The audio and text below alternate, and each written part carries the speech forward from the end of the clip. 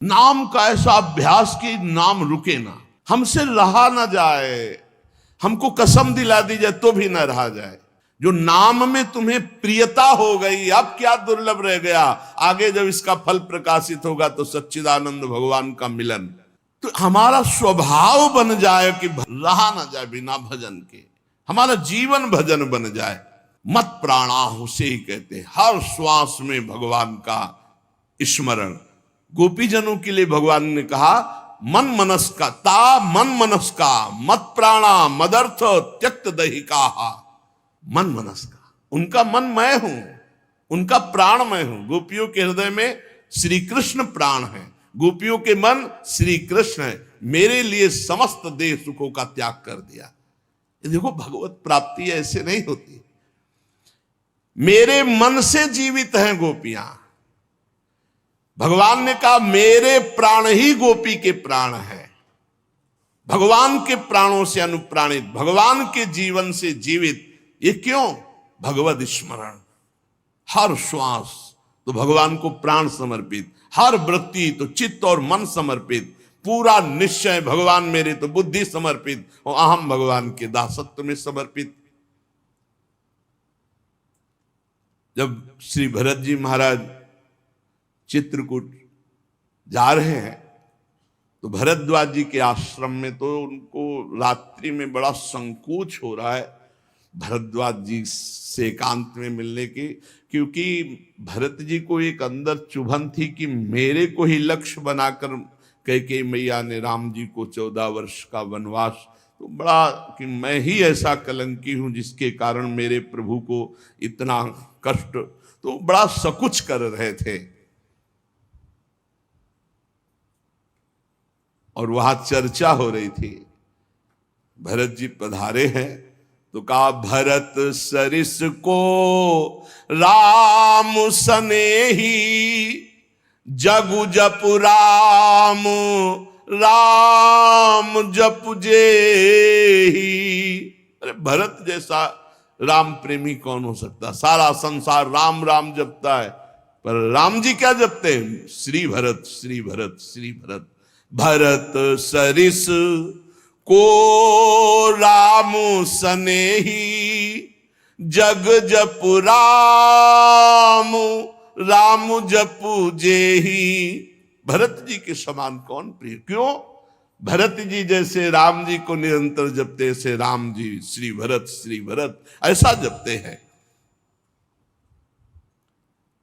प्रेमी का हृदय हर समय अपने प्रीतम के चिंतन में तन्मय रहता है।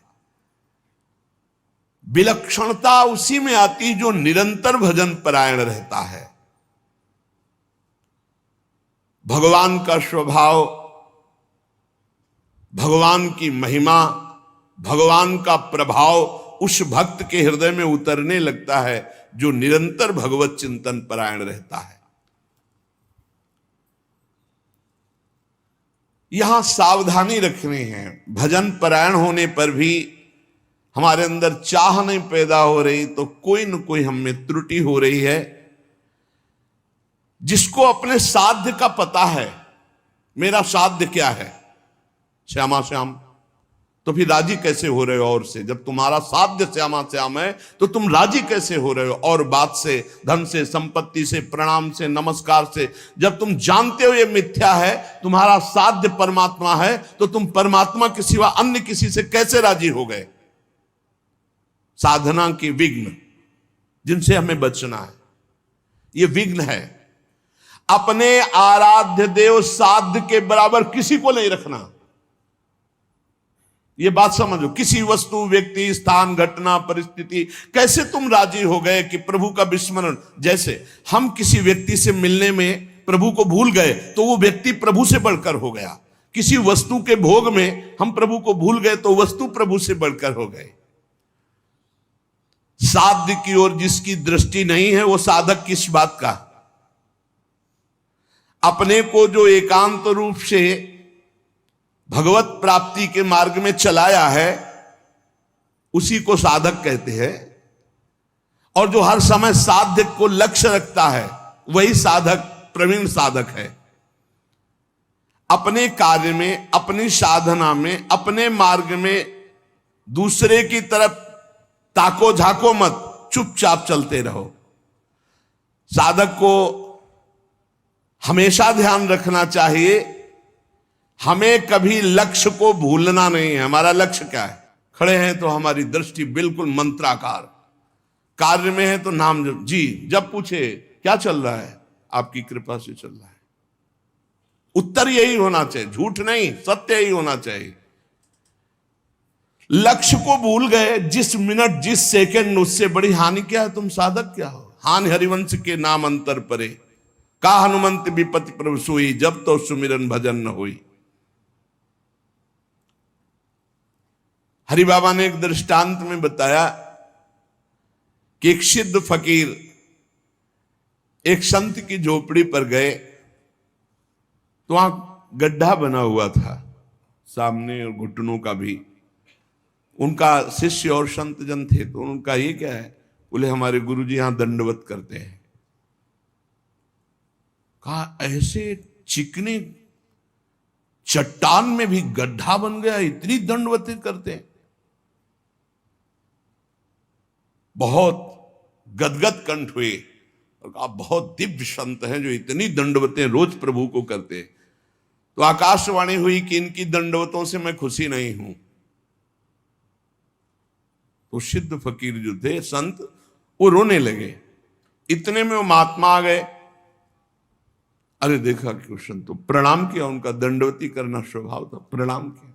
वो रो रहे थे, उनकी तरफ बड़ी दुखद दृष्टि से देख रहे थे। तो उनका, प्रभु आप रो क्यों रहे हैं? तो उनका, तुम्हारे लिए रो रहा हूं। हमारे लिए क्या परेशानी है? हमको क्या परेशानी? बोले आप इतनी मेहनत करते हैं, इतनी दंडवत करते हैं, और आकाशवाणी हुई है कि प्रभु आपकी दंडवतों से, नमन से खुश नहीं है। वो नाच पड़े। बोले सच्ची? बोले हाँ।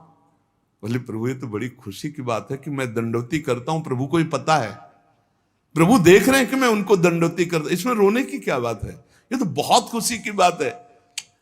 वो खुश है कि नहीं खुश, इसका परिणाम मिलेगा कि नहीं। सबसे खास बात है कि हर दंडवत वो हमारी देख रहे हैं, हर दंडवत बड़ा आनंद से प्रफुल्लित होकर वो रोने लगे। आनंद अश्रु इस बात से कि प्रभु मेरी हर दंडवत को देख रहे हैं, स्वीकार करें ना करें, लेकिन मेरी दंडवत को देख रहे हैं, मेरी साधना को देख रहे हैं।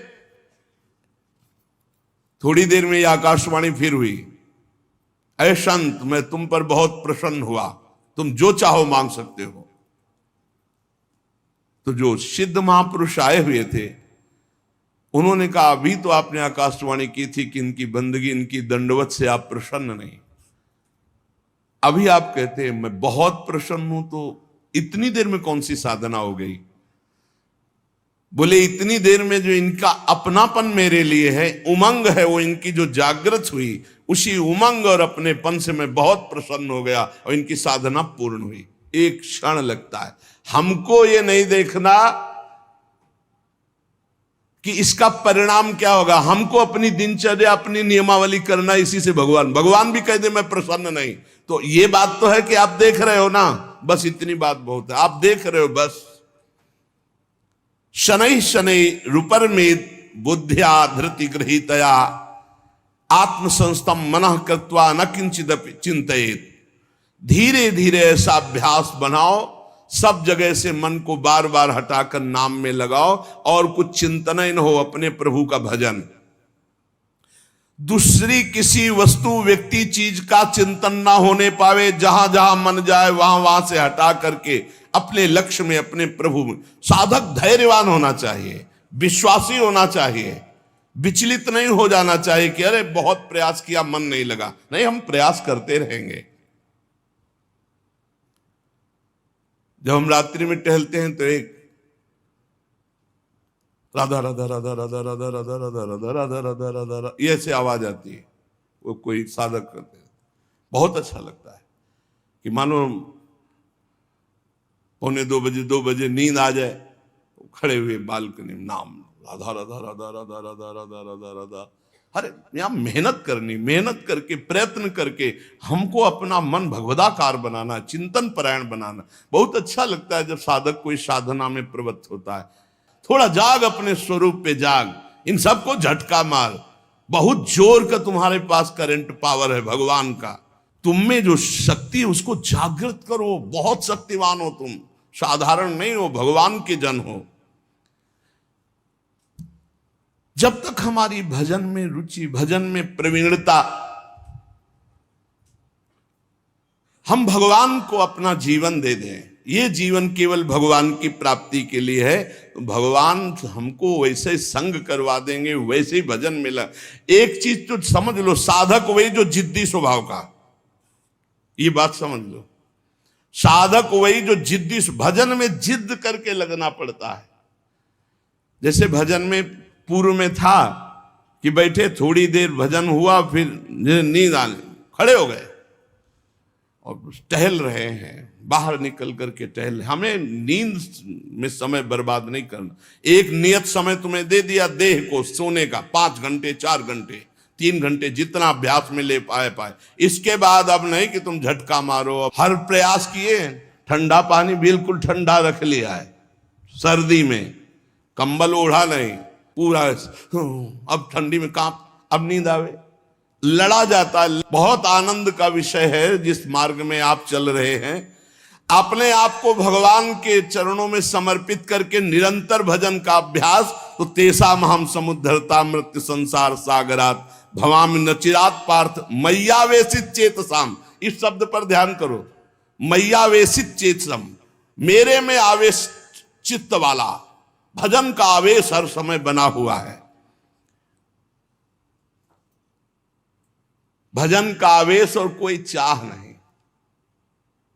एक रविया जी बड़ी संत हुई है, उन्होंने कहा कि अगर मैं स्वर्ग चाहूं तो मुझे जरूर नरक भेज देना प्रभु, अगर नरक से बचना चाहूं तो और भयानक कष्ट देना प्रभु, पर यदि आपको चाहूं तो छुपना मत। अगर आपसे और कुछ चाहूं, सुख चाहूं तो दुख दे देना, स्वर्ग चाहूं तो नरक दे देना, अगर हमारी नरक न जाने की इच्छा हो तो और भयानक कष्ट दे देना। लेकिन यदि मैं भजन चाहूं और आपको चाहूं तो इसमें धोखा मत कर देना। मैं आपको चाहती हूं, आप हमारे हृदय की बात जानने वाले हो। साधक जब इस मार्ग में चलता है तो उसको प्रलोभन और भय, ये 2 चीजें माया भेजती है, ध्यान रखना। साधक इस मार्ग में जब चलता है तो प्रलोभन और भय, कोई भी हो, पार्वती जी तपस्या कर रहे हैं भगवान शंकर के लिए, भगवान शंकर से प्रेरित होकर सप्तऋषि आए। अब महादेवी ध्यानस्थ थी, जब ध्यान खुला तब प्रणाम किया और कहा, देवी आप तपस्या में संलग्न है, बहुत कठोर तप कर रहे, बहुत कठोर तप। सूखे पत्ता एक ऐसे बिल्व पत्र पा लिया, बस अपर्णा नाम पड़ा माता जी का, बहुत कठोर तप। किसके लिए कर रहे हैं? तो उनका भगवान शंकर को पति बनाने की। हंस पड़े सब। हंस पड़ना होता है मानो उपहास करना किसी बात। भगवान शंकर को पति, अरे बरगद के पेड़ के नीचे रहते हैं महाराज, चिता की भस्म लगाते हैं, बागंबर धारण करते हैं। कोई इतनी बड़ी तपस्या, देखो हम वैकुंठनाथ भगवान श्री हरि से आपका ब्याह करा देंगे। पार्वती, कोटि जन्म लग रगर हमारी, बरौ शंभुनता राव। साधक प्रलोभन नहीं, प्रलोभन नहीं। प्रलोभन क्या हुआ? वैकुंठनाथ। प्रलोभन नहीं, भय, भय दिखाया जाता है। जब ध्रुव जी महाराज चले तो नारद जी आ गए, भय दिखा, अरे मुख प्रहलाद जी, नारद जी, बड़े बड़े महाभागवत, इनके जीवन में देखो प्रलोभन भय किस किस कोटि के आए, लेकिन अपनी निष्ठा छोड़ी। दुलार करता हुआ हिरण्यकश्यप कहते, छोड़ दो इस हरि की बात और जो तू चाहे प्राप्त कर ले। और भय तो कितना भयानक दिया। साधक जब इस मार्ग में भजन की जिद पकड़ लेता है तब उसके हृदय में पूर्व में जो भोग इच्छा रही है, बहुत ध्यान से सुनना, वो फ्री भोगने को एकांत में मिलने का संयोग माया बना देगी। प्रलोभन, पूर्व में कोई भी भोग इच्छा रही है, सबसे पहले भजन की तन्मयता में वो भेजी जाएगी, भोगो इसे, फ्री, कोई विघ्न नहीं। आपको लगा हाँ ये तो मैं चाह ही रहा था, मारे जाओगे, आपका भजन लुट जाएगा, वो वृत्ति लुट जाएगी। भोगेश्वर प्रसक्ता नाम तया प्रहृति चेतसाम व्यवसायत्मिका बुद्धि समाधो न विधीयते। आपका थोड़ा सा अच्छा भजन होने लगेगा तो आपके पास भेजे जाने लगेंगे लोग।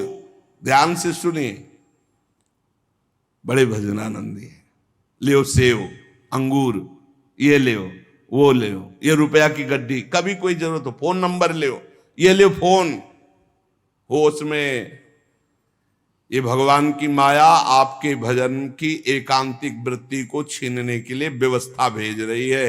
ये तुम्हारे भजन का फल नहीं है, भजन का विघ्न है। बहुत से भक्त बनने लगेंगे, आपका पूजन करने लगेंगे। बहुत खतरनाक खेल है, बहुत समझ के। पूजा अच्छी लगने लगी, फल फूल अच्छे लगने लगे, रुपया पैसा अच्छा लगने लगा, फोन नंबर अच्छा। अरे भाई, जिनके पास फोन है अब उनको दूसरे की जरूरत क्या है? असंगोहम पुरुषा, अकेले रहकर पूरे विश्व का सब भ्रमण करो, उसी में सब चीज है। इतने इतने बच्चे हैं, सब ज्ञान है उनको, पूरा विश्व का ज्ञान है मोबाइल भगवान की कृपा से। अगणित रूपों में आपके पास भजन का विघ्न भेजा जाने लगेगा जब आपका भजन सही होने लगेगा।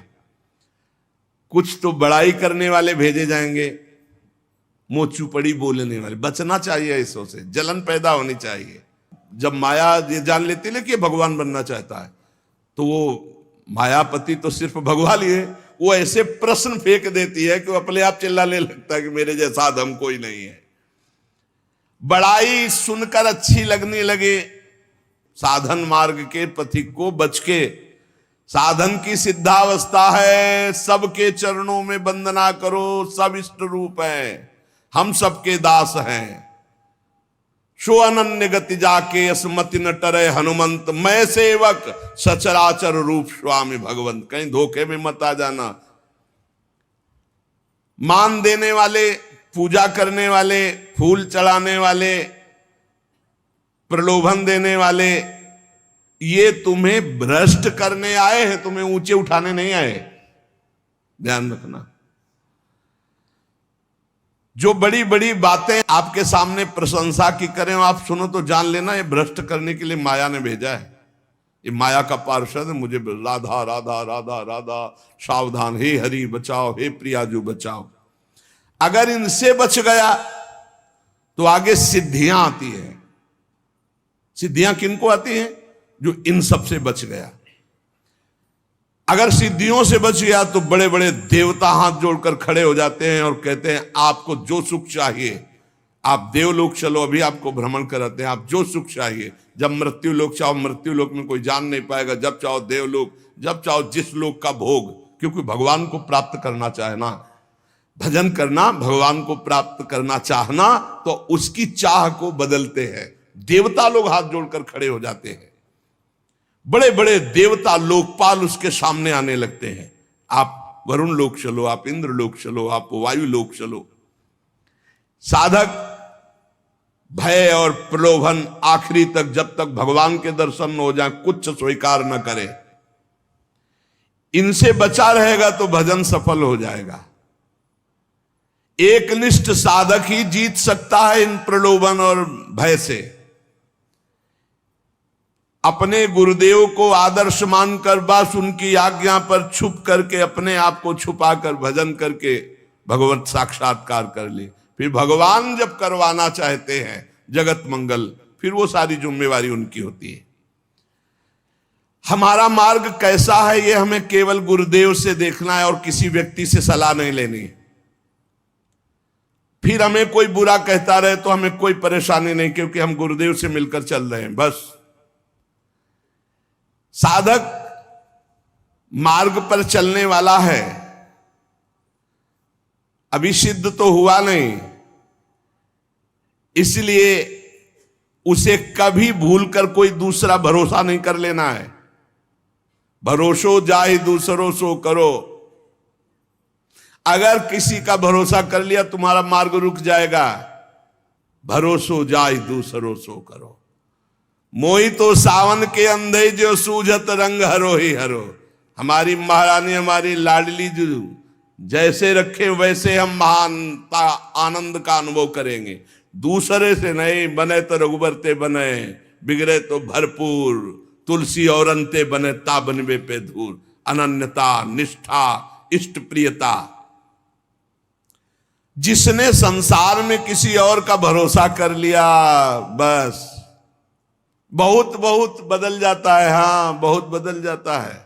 साधन को बदलते देर नहीं लगती। जहां साधक चूक कर देगा तो साधना बदल जाएगी।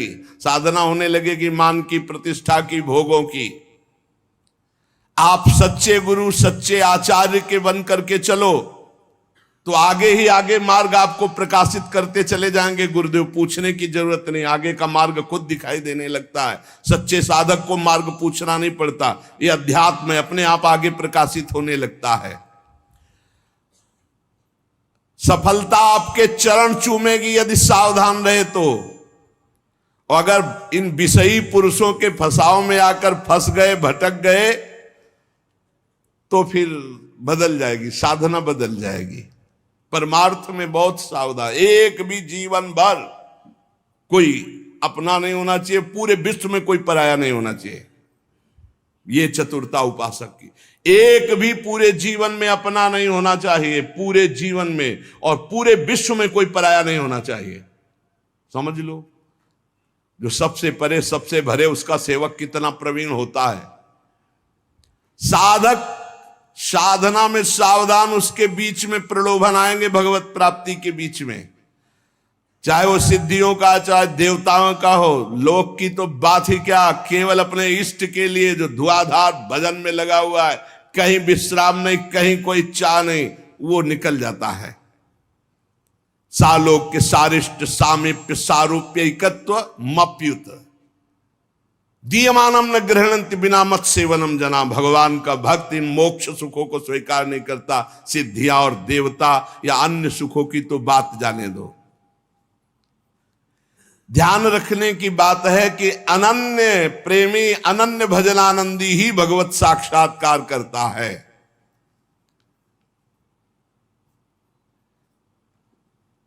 जब भजन सही होने लगता है तो फिर इसके बाद एक नशा चढ़ता है, तो उपदेश देने का मन शुरू हो जाता है।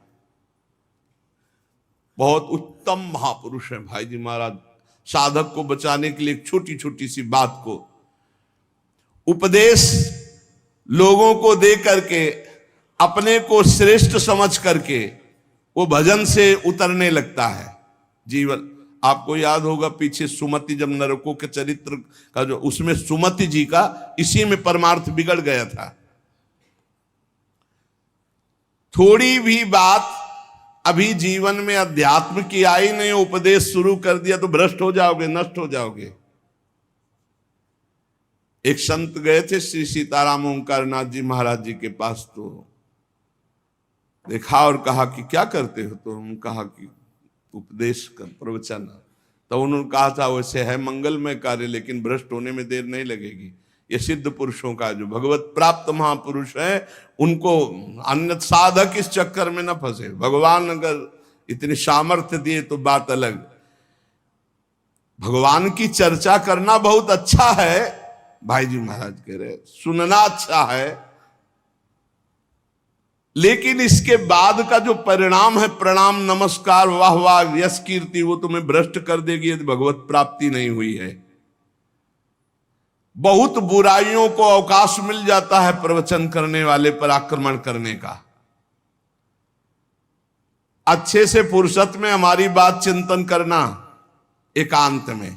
भाई जी कह रहे वास्तविक लाभ से वंचित हो जाओगे यदि भगवत प्राप्ति नहीं हुआ, प्रवचन शुरू कर दिया तो। जब तक जीवन में सत्य उतर न जाए तब तक प्रवचन न करे। इसलिए प्राचीन काल की गुरु परंपरा थी कि गुरु उपदेश करते थे और गुरु लायक देखकर उपदेश करते थे। उसे साधन बता दिया, पूरा जीवन साधन में लगा, सिद्ध हो गया, अब वो उपदेश करे। ऐसा नहीं कि यहां प्रवचन सीख कर प्रवचन किए जाए। जो केवल प्रवचन तो कुछ नहीं रह जाता, रुपया पैसा मान प्रतिष्ठा ये सब, भगवत मार्ग का कुछ नहीं रह जाता पक्का। गुरु कृपा पात्र जो केवल कथयंति च माम नित्यम तुष्यंति च रमंति च, ये अलग मार्ग है। पहले भरपेट खूब खा ले, अर्थात भगवदानंद की अनुभूति कर ले, तब प्रवचन करे, नहीं कोई सफलता हाथ नहीं लगेगी। साधक को इस प्रवचन रूपी व्यापार से बचना चाहिए। हम पहले खूब अच्छे से काम, क्रोध, लोभ, मोह, मद पर विजय प्राप्त करके भगवदानंद में डूब जाएं, वो आगे की बात भगवान क्या करवाएंगे। पहले हमें आचरण उतार ले। एक बार द्रोणाचार्य जी ने सब से कहा कि एक बात सीख लो, कोई मारे भी तो गुस्सा नहीं करना है। ये बात सीख लो, यदि तुम्हें उत्तम मार्ग का अनुसरण करना है, महापुरुषों के मार्ग में चलना है, तो तुम्हें मारे भी तो गुस्सा नहीं करना है। सीख लिया? सबसे पूछा जी क्या सीखा? हमें कोई मारे भी तो गुस्सा नहीं करना है। युधिष्ठिर जी से खड़े हो, क्या सीखा? बोले नहीं सीख पाया। सबने एक स्वर में सुना दिया, तुम क्यों नहीं सुना दिए? बोले नहीं सीख पाया गुरुदेव। दूसरे दिन खड़े हो, सीखा? क्या हम बोले थे? बोले नहीं सीख पाया गुरुदेव। 7 दिन तक पूछा, बोले डंडा लाओ, और 5-7 बेत मारे। बोले सीखा? बोले हाँ गुरुदेव सीख गया। क्या? कि कोई मारे भी तो गुस्सा नहीं करना चाहिए। बोले क्यों, अब क्यों? बोले आपने मारा ना और मुझे गुस्सा नहीं आया ना, तो अब सीख गया। हम केवल वाणी से थोड़ी बोलते कि मारे कोई गुस्सा, आपने मारा ना, अभी तक मारन लगी नहीं थी, आपने मारा और मुझे गुस्सा नहीं आया, अब मैं सीख गया कि कोई मारे भी तो गुस्सा नहीं हो। अर्थात जो उपदेश है वो पहले आचरण में आना चाहिए, वो हमारी परिपक्वता होनी चाहिए। धर्मराज युधिष्ठिर कभी मिथ्या नहीं बोलते। आपने सिखाया कोई मारे गुस्सा नहीं आना, तो अब पहले हमारे मार लगे हो, मुझे गुस्सा ना आवे तब मैं बोलूंगा। कोई मारे फिर भी गुस्सा नहीं आना चाहिए। तो हर रोज हम बड़ी महिमा की बात कह रहे हैं, वही सत्संग सुनाते हैं घुमा के, चाहे शब्दों का अंतर हो, सत्संग वही होता है। क्योंकि नई बात आएगी कहां से? शास्त्रों में जो है वही तो सुनाएंगे। परमार्थ की बातें घुमा फिरा कर 1000 बार वही हम कहते हैं। कहने का तरीका भले अलग हो, लेकिन 1000 बार वही बात हम कहते हैं। आपने स्वीकार किया जगत मिथ्या है, भगवान सत्य है? स्वीकार किया आज तक? नहीं। स्वीकार किया सब में भगवान ही भगवान है? नहीं। स्वीकार किया कि 1 मिनट भी भजन से बिलग नहीं होना? नहीं। और यही बातें तो घुमा घुमा के कही जाती है। तो क्या केवल सुन रहे हो, उसे गुण नहीं रहे, उसे जीवन में उतार नहीं रहे? एक संत के एक शिष्य थे, तो शौच में भी नाम जप कर रहे थे, कृष्ण कृष्ण कृष्ण कृष्ण। किसी ने देखा, जाके उनके गुरुजी से कहा, महाराज ये तो बहुत ही भ्रष्ट है। क्यों? बोले तो शौच में भी नाम जप करता है। ओ बड़ाई ना करके उसकी बुलवाया, शौच में नाम जप करते हो? गुरुजी ने कह दिया। दूसरे दिन ऐसे जवान पकड़ के शौच में बैठा, और वो जो दोष दर्शन करने वाले होते हैं वो सब, उनका एक चश्मा अलग होता है, वो छिद्रान्वेषण, दूसरों के दोष ही देखा करते हैं। दूसरे दिन वो गए, बोले महाराज आज तो मुंह में हाथ डाले बैठा, ऐसे ऐसे बैठा था।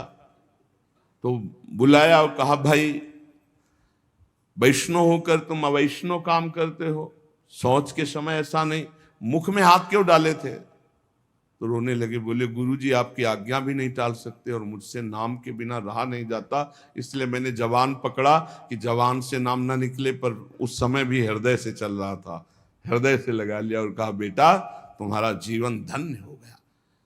गुरु के मना करने पर भी नाम जपना, उनकी आज्ञा का पालन हो तो इसलिए जबान पकड़ लिया, पर खुल के कह दिया कि गुरुजी शौच में भी हृदय से नाम चल रहा, हम नहीं छोड़ पाएंगे। तो बोले यही जीवन का सार, और हृदय से लगा लिया। और छिद्रान्वेषण वाले को कहा आज के बाद हमारे सामने मत आना।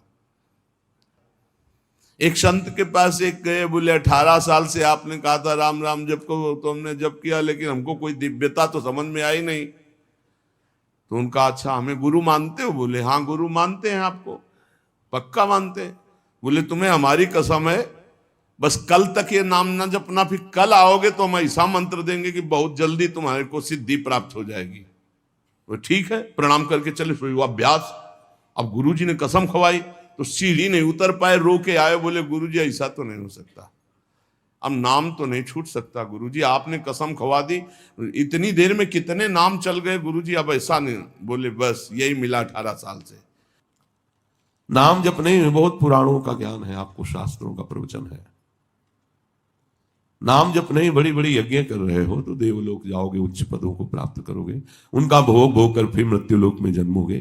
पर स्पष्ट कह रहे हैं, पर्यो प्रवाह काल के कदापि छूटी है नहीं, श्री व्यास नंद नाम जो प्रतीति सो न रटे, नहीं तर पाओगे संसार से किसी और साधनों से। गोस्वामी जी कह रहे हैं, बार बार पच पच कर मरना होगा तुम्हें। संसार सागर से तरने के लिए एकमात्र नाम है, नाम, ये नाम जहाज है। गोस्वामी जी लिखते हैं, राम नाम बोहित, बोहित माने जहाज। गुरु नानक साहब कहते हैं, नानक नाम जहाज है, चढ़े सो उतरे पार। जो इस नाम रूपी जहाज पे चढ़ गया, पार हो गया। गोस्वामी जी कह रहे, राम नाम बोहित भव सागर, चाहे तरन तो तरो सो। यदि संसार से तुम तरना चाहते हो, दुख मिटाना चाहते हो, आनंद चाहते हो, तो इस नाम रूपी जहाज पे चढ़ जाओ, सहज में तुम इस माया समुद्र से पार हो जाओगे। यदि हमारी नाम में, जप में रुचि नहीं हो रही है, तो हमें कीर्तन पर विशेष ध्यान देना चाहिए। चलते फिरते